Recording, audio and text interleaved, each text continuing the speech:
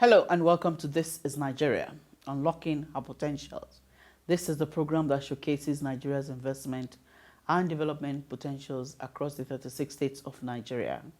However, the year 2020 has taken a new dimension, ranging from the pandemic to protests and palliative frenzy in Nigeria. And today our spotlight is on the aftermath or the effects of the protests on Nigeria's economy, and most especially Lagos State, which still remains the commercial hub of Nigeria. My name is Mayowa, Oluwabiyi. Don't go away. Stay with us.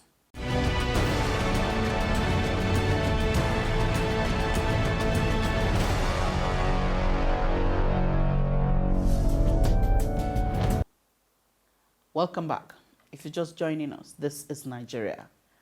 And the conversation is on the aftermath of the Endsars protests that shook Nigeria and echoed around the world. And I have two erudite minds in the studio with me to discuss extensively on the implications and consequences of the protests on Nigeria's economy.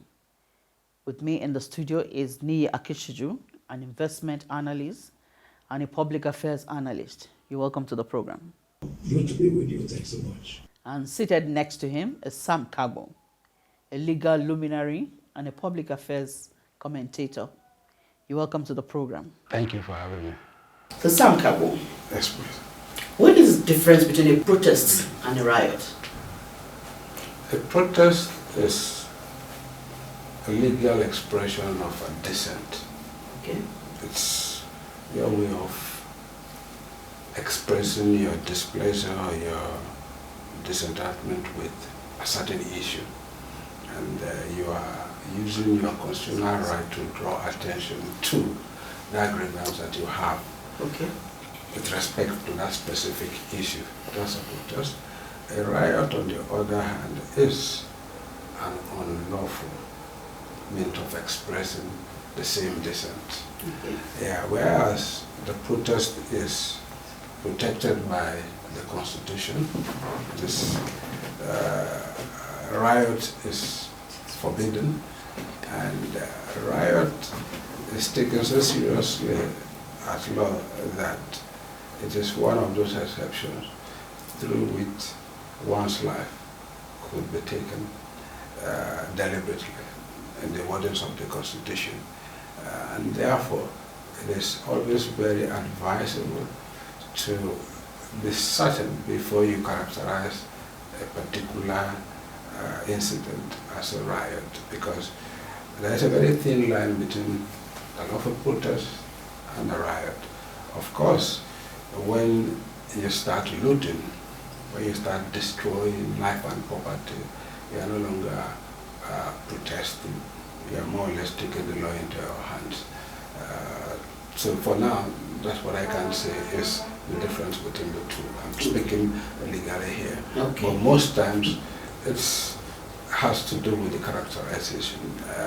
Many times they give a very long latitude, wide latitude to accommodate, even sometimes when some of the protests become very violent because of the fear of what may portend if you characterize it as a riot. For example, if you are dispatching policemen from your police station and your instruction is quote unquote that riot, definitely the actions they will take is different from when you say go and make sure that that protest does not escalate into a riot. Okay. You understand? So that is why most times policymakers and those in authority take their time before they can actually reach the conclusion that what is happening here is a riot and no longer a protest. I was coming to you. There have been several protests over the years. We had the Aba Women riots. In fact, recently, before this government, we had Occupy Nigeria. Before we truly, ABC now occupied.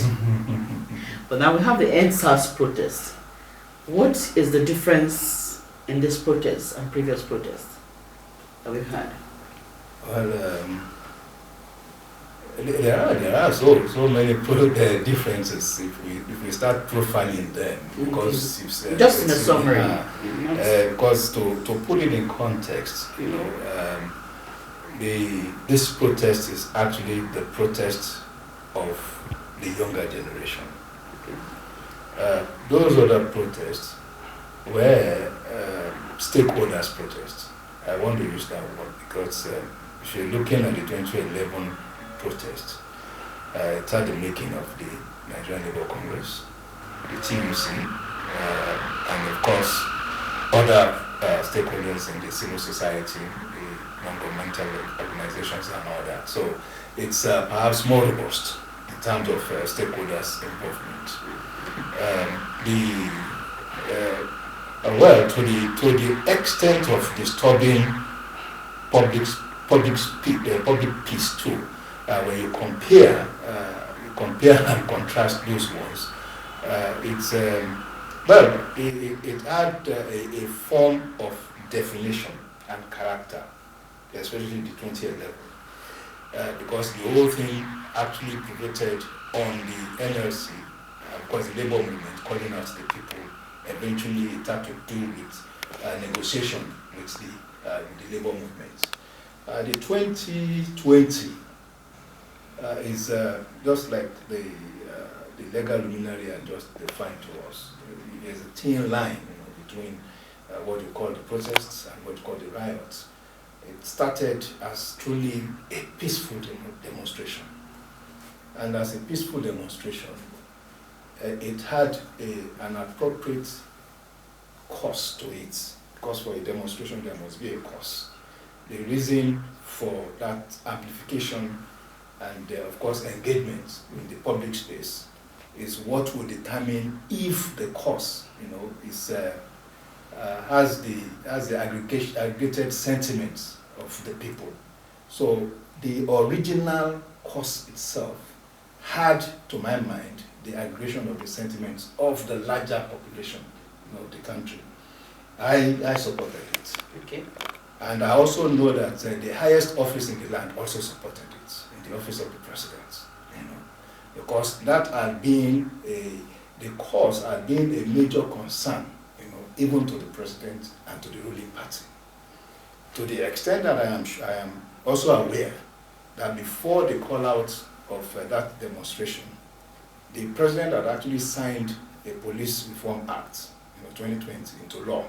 And it was the president that actually caused that law to commence through the National Assembly till it came back to his table and signed it. Now, what that tells us is that the president was actually conscious of all those limitations and challenges in the Nigerian policing system. So if he had done that, it would mean that a demonstration talking to the challenges and of course perhaps the brutality of the police, as it were, had already caught the attention of the Nigerian government.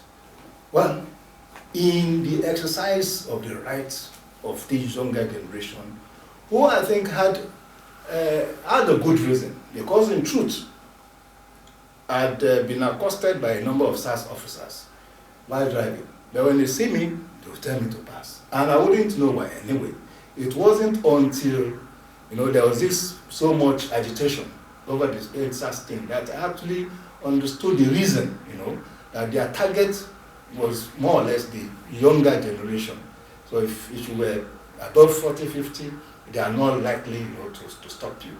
And so it means that it was a cause that was actually limited to that generation, and it was justified, as it were. So by their coming out, we have also seen, the efficacy, or rather the capacity of the social media as a mobilizer of people, And I hope that going forward, we will be able to use it to mobilize for the good of the country. Yeah, thank you very much. Let me come to you, sir. Do you think it is legal to use live ammunition on protesters? Definitely no. It's not legal. And let's be tentative with what we're discussing here, because There's already a panel set out to investigate this. But obviously, what is clear and of common ground to all of us is the fact that lives were lost. And for a country, even if it is just one life that is lost unlawfully, the country should be concerned. And for the fact that we have a sizable number, I cannot tell you the number, but of course, it's more than one that I'm talking about here, we should be concerned. And that is why I also feel that the management of the protest had its own issues. Not so much with the protesters, because they were expressing their fundamental rights. And like I have said in some of my writings, is that the government failed to realize that they owe those protesters some responsibility. It was the duty of the government to protect the protesters from being infiltrated by people with less honorable motives. The same way you are guarding people who go to church, the same way you are guarding people who are having their marriages, the same way you are protecting people who are doing their lawful causes, in the same way you should protect the protesters. And in some other crimes where they have the experiences in handling this sort of magnitude of protest, you could see the police standing by. Most times they stand by protecting the protest, because yes, because you see, protests also they have their own characteristics.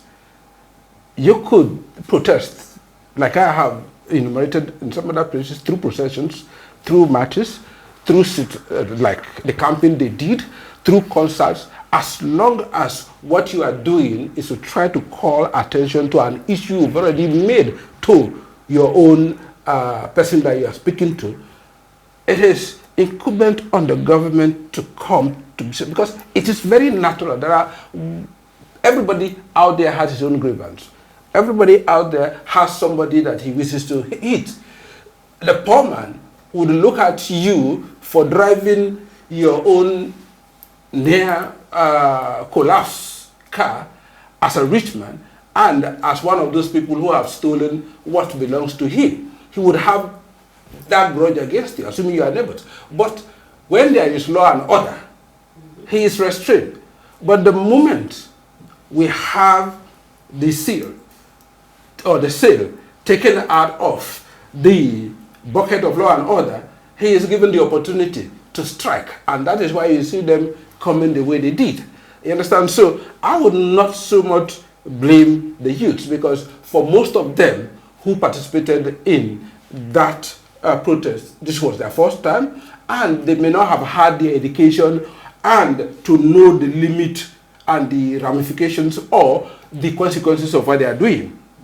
Some of them may not know that they could actually attract the consequences that happened after the tollgate incident. But for government, there is no excuse not for you to foresee that, because you have psychologists there available to you, you have sociologists there available to you who could have what? Analyze that and give you signs or early warning signs and advice as to how to do in order to make sure that the protest does not degenerate to the level it did.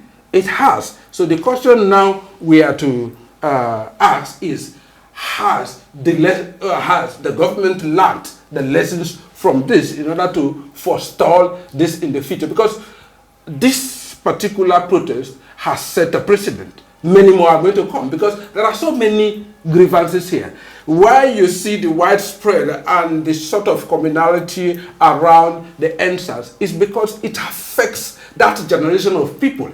And for us who are lawyers, we've always had to fight them through having to go to court to say, hey, what you are doing is not your business. The policeman, I don't think, I'm making an intelligent guess here, that your police school teaches you how to handle disputes, civil disputes. You understand? Mostly, the orientation and the reason for why you are set up is to what? Prevent crimes and to investigate prosecute crimes. That is your forte. When you now veer off, you start dealing with land matters, you start now profiling individuals, you now you say you have what? The clairvoyance of knowing who is a criminal merely by the person's dress, then obviously you are going into what? A very dangerous, uncharted area. And this is where for a long time the police have found itself. It created this problem for itself, and it has long been coming. For Abuja here, most people don't resolve their land disputes in court. They go to SARS. Really? And yes, and that is where you see the extent of what? The acceptance and the support that the Endsars protest had. Because almost everybody would have what? One story or the other that what? Resonate with what the youths are saying.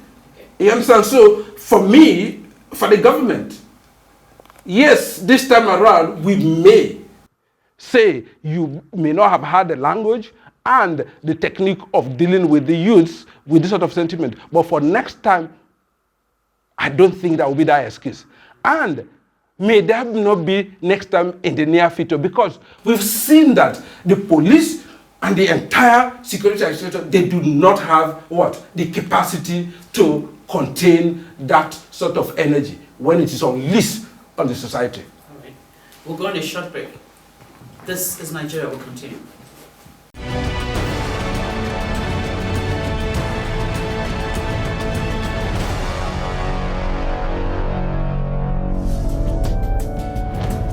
Welcome back. If you're just joining us, the conversation is still on the aftermath of the Endsars protest in Nigeria. Well, what is the way forward? Yeah, I'm coming to you. The protest went on for 10 days, peacefully. And then we saw some hoodlums. It has assumed the nature of a riot, it's no more a protest. And from that point on, it started degenerating. There was a Lekki incident that happened. We're still trying to get our heads around what really transpired. But what we saw, whether live or fake news, was military men opening fire on protesters who were unarmed. I followed on the news the demonstration, as it were, especially when it was a peaceful demonstration. I also know that before the 10th day, there had been a number of how do I call it now, rioting. You know, the hoodlums had actually infiltrated the ranks of the peaceful protesters. The protest itself was also designed to cause some bit of economic inconvenience, you know, to people across the centers of the protest. It's not the Lekki gathering was like the epicenter, you know, of the demonstration. But you had snatches of the protests across about 14 states. You know, I agree that for every form of demonstration that is peaceful, the police should be available to guide it. You know, but in this last one, it's unfortunate that it's the police that were the center of subject, you know, of objective attack, as it were. Now the Lekki gathering also inconvenienced people around that access, you know, and there was this outcry, you know, of the need to engage government by the youth. If I was part of that gathering, I will, of course, encourage that takeover of that place, occupy Lekki, occupy Lagos, as however we're talking about. But immediately the government has started making overtures, you know, to us. My encouragement would be that let us have true leaders that will engage government in dialogue. Now, what were the options available, you know, to the government, especially the Lagos State government, that saw the Lekki Center as the icon, you know, of that struggle?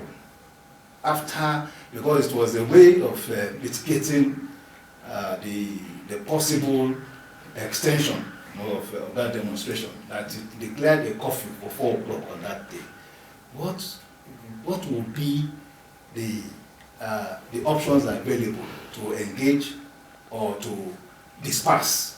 That's the question. Unfortunately, I am not a security expert, so I won't be able, to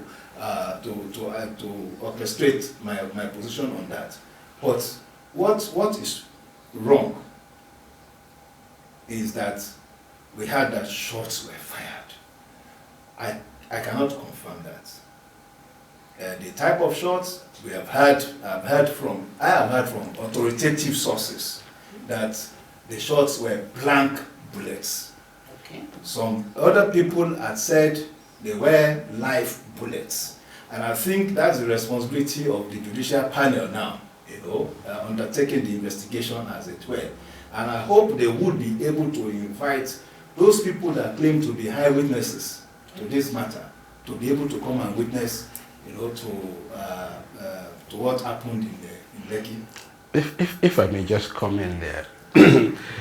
I don't want to make any conclusion. I'm just making some hypothetical conclusions here. Let me start with the people that are aligned with the protesters. They've done a good job, and I'm happy that Mr. President said he has heard them loud and clear, and I'm hoping that it's not just him that has heard them loud and clear. Down the ladder, everybody who occupies a public office and is exercising public functions must know now that the nation requires due process compliance.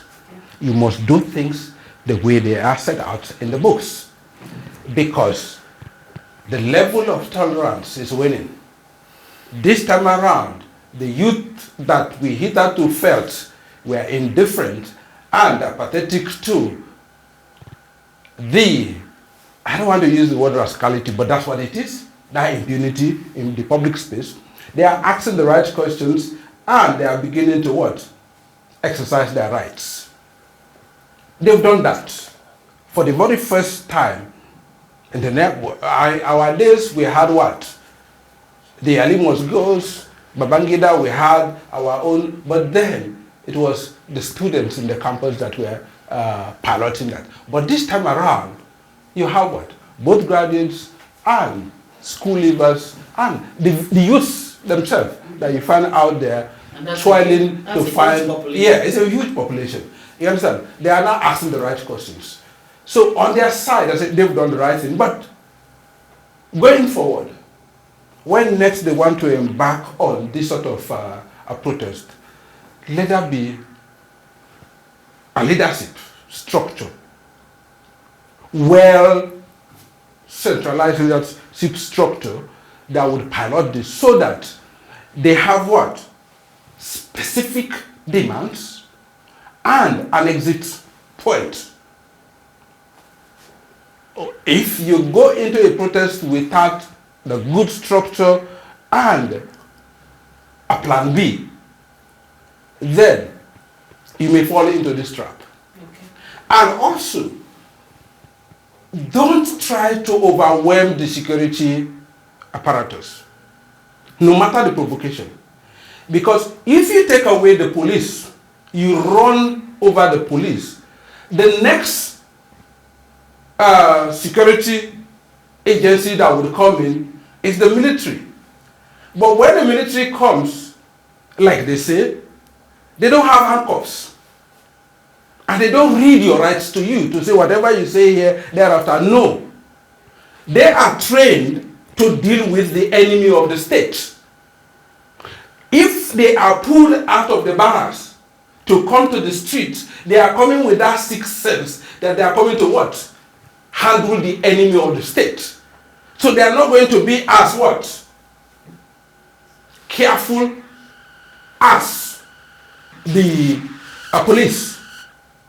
So what am I saying? I'm emphasizing the point again. Never at a time would you want to run down the police. Because if you do, you are calling for anarchy. And of course, so if there is anarchy in the state, the governor's job is on the line. Because what? There is a rule, a provision in the constitution that says what? If you cannot maintain law and order in your state, I'll be a state of emergency. They take you off, they put a military man there to handle it, pending when what?